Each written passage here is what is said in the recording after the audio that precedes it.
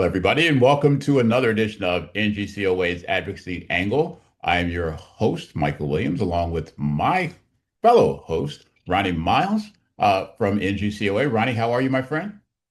Good, Michael. How are you today? Doing excellent. And just to get into the show real quickly, I wanted to go over some details and some highlights from the recently completed TechCon conference that we had just outside Dallas, Texas. I thought it was in kind of like as always an amazing session for the short time that we have. Um, but I'd love to get your views on what was discussed and what the outcomes were. Yeah, it was a great event. For those who didn't have an opportunity to attend it, I would encourage them to go to the website and take a look at the sessions. We have them recorded so they can get a sense of the discussions and the what was the issues of the day at TechCon this year. But I think much like we found with the Tea Time Summit, which was held the day prior to the TechCon, AI was a big issue. A lot of discussion with AI and how it is impacting or will be impacting, forecasting how it will impact our industry. So there was a lot of discussions around the AI and also how golf course owners and operators can make sure that they're positioning their golf course in the marketplace to make sure it gets visibility as the landscape changes on um, how golfers are finding them, whether it be through their apps or whether it be through the websites. So it's important that the information put out during the TechCon really helps owners and operators understand how they can better position their golf course. At the Tea Time Summit was a little different. That was a one day. We had about 75 golf course owners and operators there. Really got deep down discussions on the tea time marketplace and what is happening within the marketplace. Obviously, what drove this is a lot of times we're having issues in industry, and according to the National Golf Foundation, the impact of no shows and short shows is almost $1 billion impact to our industry. Is what we're losing by no shows and short shows. So we spent a lot of time in the summit to address how we can improve our performance and minimize the risk of no shows. And so there was a lot of great discussions on the issues and what was causing it, and what are things that we can do as an industry leader of information and education to help our owners and operators navigate this process as going forward. So for us, NGCOA got a lot of outcome action items out of this session, and we'll be putting more on this later on as the information comes in that we're able to digest all the comments that were received by the attendees. So we look forward to putting a document out there that really can lay out the path going forward. One of for example, for NGCOA to come up with some boilerplate guidance on tea time on your website, your terms and conditions, maybe helping owners and operators understand the importance of having terms and conditions on their website when people are making tea times to ensure that they understand what your policies are. So we'll be looking at putting together some templates that can help, boilerplates that can help our owners and operators that can just inject these right into their website. We'll be working with our attorneys to make sure these documents are official and legal. But that's just one of the outcomes, and there are others that we'll be addressing, and we'll be helping our owners, look at what kind of information can we help and provide and educate them going forward. But the whole tea time marketplace is changing. AI is changing this. Our search engines are changing. Before we got on Google this year with the Google Golf. The next thing there right now we're getting seeing a lot of the AI marketplace are really selling, doing business and doing search engines using AI. So we'll be working with our owners and operators, understanding navigating that path. It's interesting to me, AI. Just wanted to ask one question about AI because it seems to be everywhere now and everything that we do, golf included. There's other things that have appeared to be that way in the past, and they turned out to be more fad than function. Uh, and I don't ask your opinion a lot of what you think, but I just want to get your thoughts on, do you think AI is something that's here to stay and something that people really need to prepare for in their businesses? I do, because if you would just look at Perplexity or ChatGPT, they are now in the marketplace. They are now selling goods and services through their platform.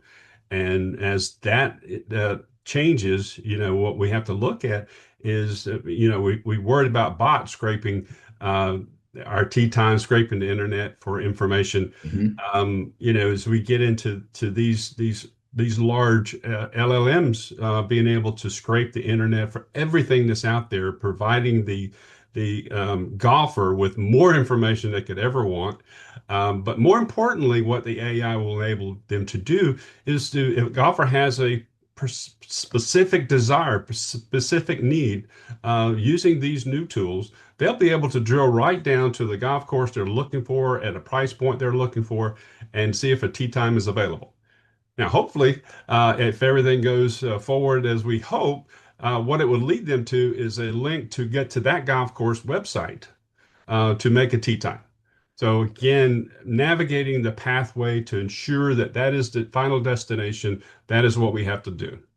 Outstanding. Well, it looks like there's a lot of great information. There was, from my perspective, I know I did a lot of stuff from the stage on day two of a 3 day summit, but it was really a rich and eventful and really educational type of thing. And I encourage everybody, as I'm sure you do too, if you were there, please ask questions if you have them from anybody at NGCOA. And to if you weren't there, please take a look at the videos. There's a really complete video library of the presentations that were given there, and you're very likely to find something that's going to help you run your business smarter, better. Yeah. Speaking of tee times, another issue that we're working on right now, we've alerted our owners and operators that Apple is now into the golf tee time marketplace, Of course. and they're doing this through Apple Maps. And we learned this recently. A third-party tee time company was, as an aggregator, marketing golf tee times on Apple Maps through Apple Maps. Mhm. Unfortunately, what they were doing was illegal, because they were basically on the maps. They were showing the golf courses photos, Hmm. pictures of the golf course, everything that really they're not allowed to do. And so we're taking two paths here. One, we're reaching out to Apple to better understand how our golf course owners and operators can get their facility on Apple Maps. So we'll be putting out information about that. Secondly, we reached out to Tiger Booking, which was the third party agent who was doing the online booking under Apple Maps, and we identified to them the issues of concern we had with the way they were marketing their golf courses and also selling tee times. Subsequent to that conversation, they have agreed to cease that activity in terms of making sure that the maps and their information does not cross the line of name and image infringement. So again, we're making change with that. In addition, we put out an email to the marketplace, to our golf course owners and operators, about Mhm. how to make sure their golf course is removed from Tiger Booking listings. So we would encourage our owners and operators, look for that email. If you have access to Accelerate, there's also a post on Accelerate that gives you a link of how to communicate with Tiger Booking to be removed from their website. Outstanding. Well, again, that's a great nugget. Thanks for mentioning that, Ronnie. That's going to be very, very useful to a lot of people, I'm sure. But again, the TechCon was a great event. I'm sorry we have it only every 2 years. I'm already looking forward to the next one. We get more information about the next thing that's coming in golf. Coming up next for us, we'll have some folks from New York. New York, city so nice, or state so nice, they named it twice. We'll have them talking about the NGCOA and the relevant golf issues that we have facing us today. So stay with us. We'll be right back with more of NGCOA Advocacy Angle with me, Michael Williams, and Ronnie Miles. Stay just right where you are. Welcome back to the NGCOA Advocacy Angle. I'm your host, Michael Williams, with our other host, Ronnie Miles. Uh, I do want to say that this podcast is brought to you by the NGCOA Champions Circle, which is an essential part of so many courses being great and being greater. You'd be working with Ronnie and all the leadership at NGCOA to further your needs on all of your advocacy issues. I highly recommend it. Ronnie, if you want to throw in a couple of words for people on that subject, you're welcome to. Yeah, well, again, obviously, our champion circle, this is all made possible because of the contributions made by those who have chosen to become members of our champion circle, and we welcome those who are contemplating it. We welcome, and their support is always welcome. Fantastic. Well, we'll waste no time in getting on to our next part of the show. We have a bunch of people from New York State, and there's so much great golf in New York. You can't even, we need more than the time that we have to describe it. But we have three of the people who make that golf possible and are making it even better in the future. I want you to please welcome Gina Rizzi, the president of Radius Sports Group, Jeff Voorheis, executive director of the Metropolitan section of the PGA of America, and Tom Kaplun, who's the Huntington Country Club superintendent of golf course and grounds and the president of the New York State Turfgrass Association. Guests, welcome very much to this edition of Advocacy Angle. And from here, I'm going to turn it over to Ronnie, who is going to grill you like nobody's business. Hey, thanks, Michael. Again, Gina, Tom, Jeff, thank you so much for giving your time today. Gina, you may recall that when I first was introduced to you, it was through our membership director, Rachel, and she shared with us your the New York Golf Economic and Environmental Impact Study, which I was extremely impressed with. But I think more impressive was really the way that it came together and what you're using that tool to further the education of golf throughout the state of New York. So today we're just going to delve into a little bit of that and get some understanding of his background and how it came about. With that being said, I know that so many organizations were involved with this, and one that really took the lead, I think. Jeff, I would ask you this. The Empire State Golf Alliance. Tell us a little about the Empire State Golf Alliance and how it came about to see the need and to bring this study to fruition. Yeah, thanks, Ronnie, and thanks for having us. I think that the alliance always existed in the background. We've always called ourselves allied associations, like most across the country, and very proud that we could rely on one another as needed. But a little bit more of an ad hoc kind of less, like I said, less formal arrangement. I think the pandemic gave us a real boost in that regard, where we all really needed one another that much more because of a singular, event and needing to do what we did to advocate for golf here in our state. And then this project really, I think, cemented that. It's very much a team effort across the state. I give a lot of credit to the GCSAAs, actually, folks like Bob Nielsen, who's not on the call, and Tommy Kaplun. They've led the way, I think, with advocacy, obviously on the environmental side, but that this project could bring us all together. And like you said, and I give Gina and her group a little bit of credit for the actual namesake when it was all said and done. But we came together. We're awfully proud of that, and I think that we're fortunate that this project was kind of that catalyst. But we're gonna stay aligned as much as possible moving forward and coming out of it. Yeah, well, and that's a good point. With Radius Group, how did the alliance come to make the decision to partner with Radius Group to bring this about? Yeah, I mean, this is something we hadn't done this in a very long time. It was the early 2000s was the last time that we had done any kind of a study like this for our state, and obviously it's way overdue. So it was evident that there was a need to go ahead and do it. And then my colleague Mike McCall, who's the executive director of the Met Golf Course Superintendents Association, again with Bob Nielsen and others, they had seen the success that Gina had with Colorado and some others, and like you mentioned before, how impressive the final product is. The statistics are the meat, but even aesthetically, I mean, it's just a beautifully done project. And so I think it was pretty clear to us after interviewing a couple firms that Gina's was leading the way, and that's who we were going to go with. So. Yeah. Obviously and it is a great product, and I think it's going to have a life for a number of years. And I'm sure there's already plans to figure out how do you update it in a few years. But Gina, from the Radius Group, tell the audience about our listeners about Radius Group and some of the work that you're doing. Yeah.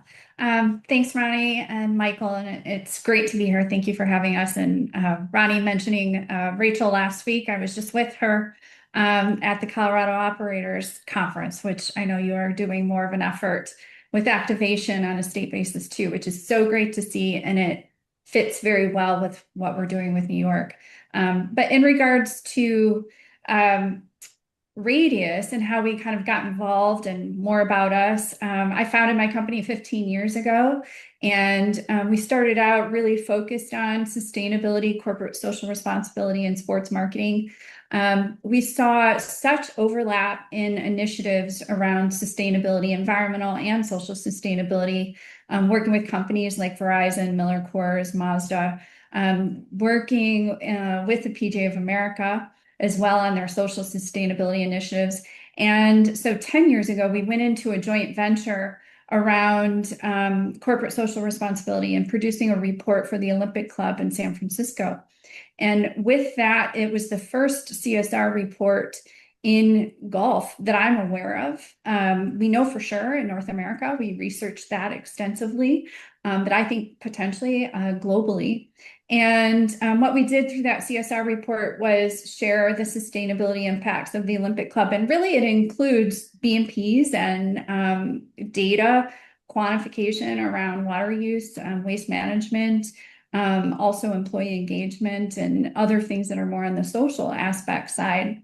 And that report went over so well, and it really proved effective for creating a real open dialogue with policymakers and industry stakeholders. And so when that went so well, we really learned that we had a need in golf for more of that, and evolved into more of the economic and environmental impact reports, case studies, sustainability reports, best management practices, and working with the Golf Course Superintendents Association, state chapters and facilities across the country. And then that evolved into last year, even launching our cloud-based platform, BMP Hero, which focuses on facility best management practices and development and customization of state guides for facilities. So all of that has just been so crucial for helping to sustain the sport and grow the game in open conversations with community stakeholders and policymakers.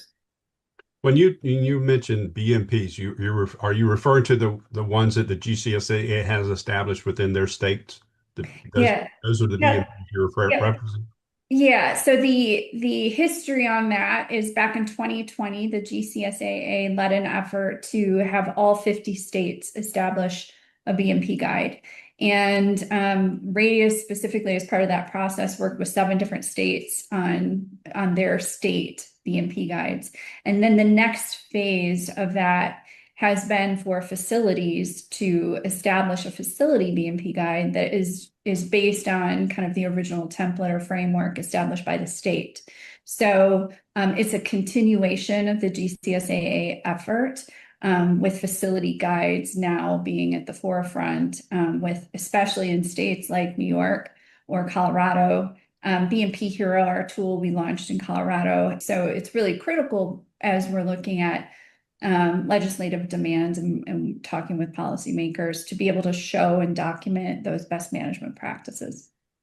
So yeah, that's a good point, because my next question is really the decision to most of our state golf reports really are on the economic side, economic impact. Your study really equally, if not more so, really delved deeply into the environmental impact. When you taking that information that you have, knowing you're working with legislative members, either at the state or federal level, Do you find the environmental information is more impactful than economic? They're both incredibly impactful because a lot of times when you're meeting with policymakers, they don't realize the size and the scope of the golf industry within a state. But environmental is really crucial to establish the data points behind things like water use or waste diversion is something we incorporated as well. And looking at the waste diversion rate, what waste doesn't go to landfill. Also looking at best management practices, not just before I talked about the framework or the guide, but in this case, it's surveying using primary data research, understanding what facilities are using what BMPs and collectively which BMPs are being used, which ones are being used the most, establishing a baseline, working to improve those efforts. So that data is equally crucial for the environmental conversations and putting facts behind the use. So, for example, in New York, less than 0.5% of the water use of the entire state is used by the golf industry. So, versus a perception might be that it is a huge user of the state's water. So when we can establish actual data and facts to help understand where golf is actually coming from, both economically and environmentally, it's really crucial for those conversations with whether it be regulators or policymakers or whether it be NGOs, collaborating and trying to get on the same page on things, or whether it be the community at large. All of that's really important. And we've got other efforts like the New York State Turfgrass Association holds an advocacy day early in the year. That really is a grassroots effort toward establishing funding to help implement things on the golf course to help conserve water. So technology to help reduce waste, or like wash stations that use recycled water. That advocacy day is critical for asking for funding. It's a grassroots effort. And so when the industry is coming to the table saying, can you help us provide rebates and things for courses so that all courses are kind of on a level playing field, and it's not just the high-end courses that can afford something, but all courses. So that's just another reason why having environmental data is really crucial. Yeah, good point. Tom, let me ask you, from the Turfgrass Association's perspective, obviously using this kind of information at the state level is important, but what about the local levels? That's really where you find a lot of environmental impact, pushback, if you will. We're seeing a lot more environmental issues arising out of our communities, out of our municipalities. How does this report, or does this report help the Turfgrass Association educate and inform regular citizens within the communities beyond the policymakers? Yeah, I certainly think it does. I think that what we did an excellent job of doing, and what Gina did an excellent job of doing, was being able to break this study apart geographically amongst different sections of New York State. And that's really, for example, my golf course is situated in an extremely environmentally sensitive area on the North Shore of Long Island. Long Island kind of sits as its own entity, being that it's so close to the Long Island Sound, to the ocean. Saltwater intrusion is always a big concern with water use, as is the green space that we have in this state, and then what's being applied to this green space. And so really being able to, stay grassroots and break it into kind of compartmentalized sections of the state are an important element to this study, and the research, then backs it up. One of the things that I've been involved in government affairs now for close to 10 years, and I started with the Long Island Nitrogen Action Plan on the Government Affairs Committee for the Long Island Golf Course Superintendent Association. And what I started to get upset with was bills that were coming out from local legislators, particularly here on Long Island and in the 5 boroughs. And they did not see the value of the green space that New York State golf courses provide for, the rest of the state from an economic and environmental standpoint. And so we started off with feel-good stories, and the feel good stories only go so far. Like Gina said, you can't really take out, to some people, jobs, economics are important. To other people, it's the environment. Well, that's what this study does, is it really breaks it into an economic and environmental study. At the golf course that I was recently at, I just came over to Huntington Country Club, but when I was at North Hempstead, they had a piece of property that came up for sale, just over 5 acres, that was a home that the village of Flower Hill actually was looking to keep purposed as a green space versus it being sectioned off into, houses. And, the reason for that, there could have been a number of them, but, to maintain that as a green space, as a place of leisure activity, I mean, there's a lot of environmental benefits that golf courses do provide that are not highlighted in a lot of the policy that comes out at the state level. Yeah, good point. Gina, obviously, one of the things I was most interested to ask you about, I know that when we talk about these studies, how they're publicly released. Yours, you chose to release it at a very special time in a very special place. Can you tell us a little bit about that? Yeah. So it was a special place. And Tom was just talking about Long Island. We released it at the Ryder Cup, which was held at Bethpage Black.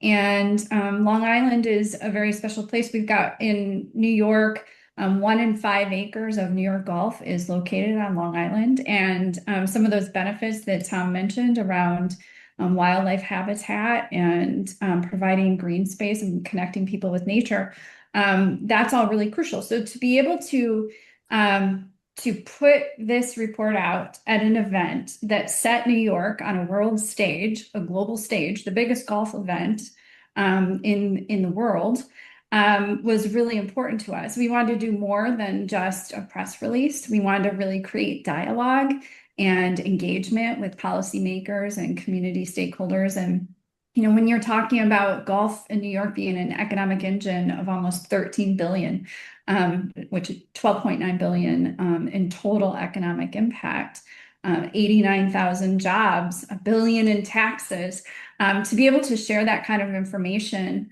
on a global stage or in a room with folks that you have their attention is really important. So what we did was we developed a launch event in collaboration with Jeff and the Met PGA section. The PGA of America was very generous to provide the space at the PGA member club. And we invited stakeholders, including policymakers and legislators, community stakeholders, as well as industry individuals. And we really had an opportunity to give them a first look at the report findings, which was just such a perfect place to share it because we had such a high number of attendants there. That's great. How was it received? I mean, what was your takeaway from that experience? Yeah, it was great. I mean, Jeff and Tom can speak to it too, I'm sure, but it was received so well. Kind of that first look kind of created a buzz that we were looking for, and it positioned the report as just a really high value data set that was worth waiting for. And we shared a video that was roughly about 3-minute long video that gave folks an overview. And then we each spoke to elements of the report. We shared some copies of some of the data. And we had about 150 people in the room, and that included legislators and community stakeholders and influencers. So it was really just very well received. We had the opportunity to have one-on-one conversations with folks after the presentation. And I just really think that it demonstrated this kind of deeper level of engagement and trust with the community to help folks understand and have a positive perception of golf and the impacts that it's making in New York around the environment and the economy. I don't know if the guys want to add anything to that regarding the event. Yeah, I mean, I would if it's okay. At risk of oversimplifying it, and Gina, you said it beautifully, but for me, one of the great benefits of this is just the opportunity to develop the relationships. And I've always wanted to be better at government advocacy on behalf of the golf industry. And it's not the easiest thing to achieve. And I think the timing was just so good, with the Ryder Cup, as Ronnie said. And to have this great tool as an entry point, as a start of a relationship, it's really really good timing. And we, the PGA, as Ronnie you might know, we're dovetailing with the GCSAAs on their ambassador program. And so, like I said, to have this when our PGA professionals have their first opportunity to meet with one of the legislators in the districts that they represent, to kind of walk in with this is a really nice start to the relationship. So we're just between the Ryder Cup, the announcement, and now moving forward to the point of your question. It's for me, it's all about those relationships and leveraging this into just having them know who we are and what we do just a little bit better.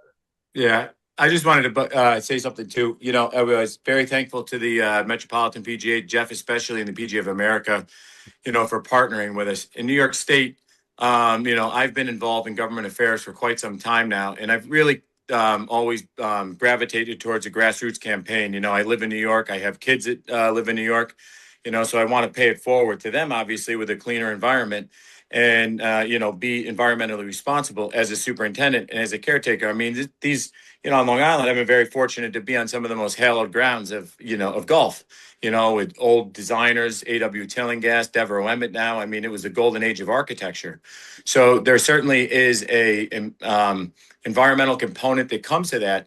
And being involved in the New York State Turfgrass Association for as long as I have, it was kind of a catch-22 because we do represent larger than golf. But we do go to the state every year and we do ask for funds that support research initiatives. We were the largest supporter of this study.